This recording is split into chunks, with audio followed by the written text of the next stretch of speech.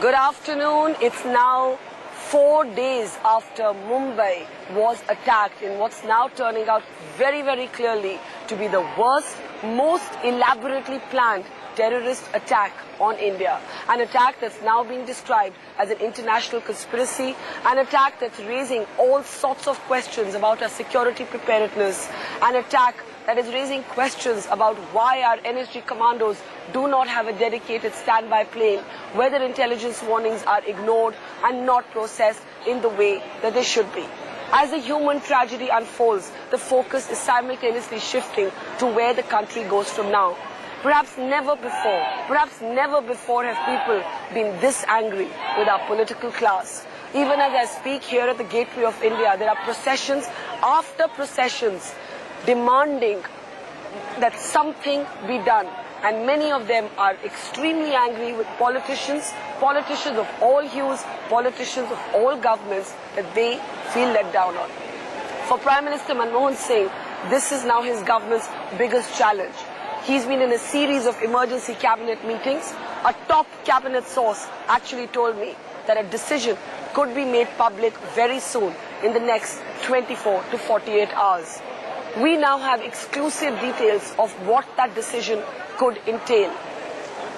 The first thing that could actually take a knock is the ceasefire that is held between India and Pakistan along the line of control and the international border for 5 years now.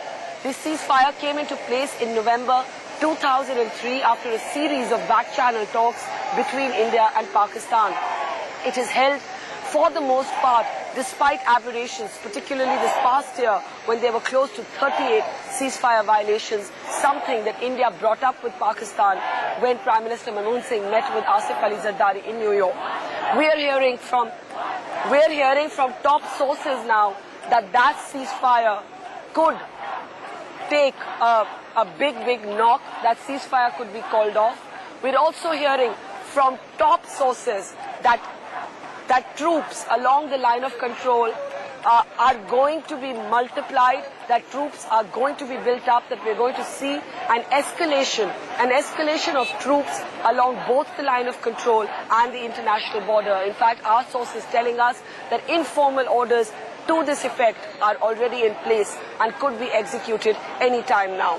So we're seeing two big impacts there. A ceasefire likely to be suspended and the government looking at the option of escalating troops, building up troops along the line of control and the border. Now remember, when Parliament was attacked, when India's Parliament was attacked, this is exactly what the government had done in what was then billed as Operation Parakram. Along with troop build-up along the line of control, at that time air and rail links were also suspended.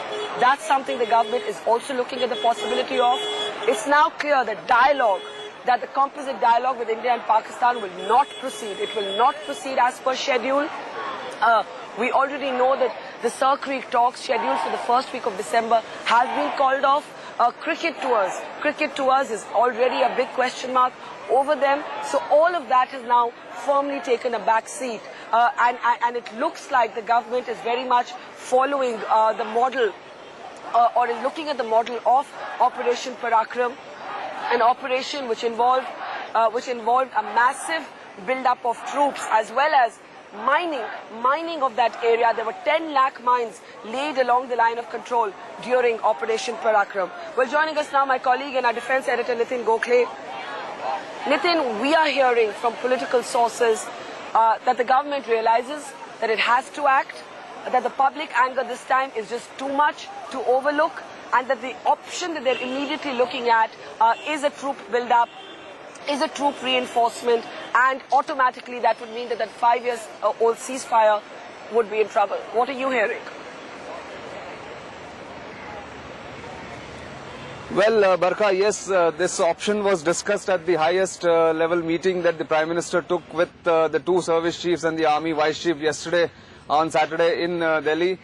This option is on the table, but the correct position here is at the moment the LoC vigil has been upgraded, it is tightened, it is already very high, and aggressive patrolling on the west coast has also been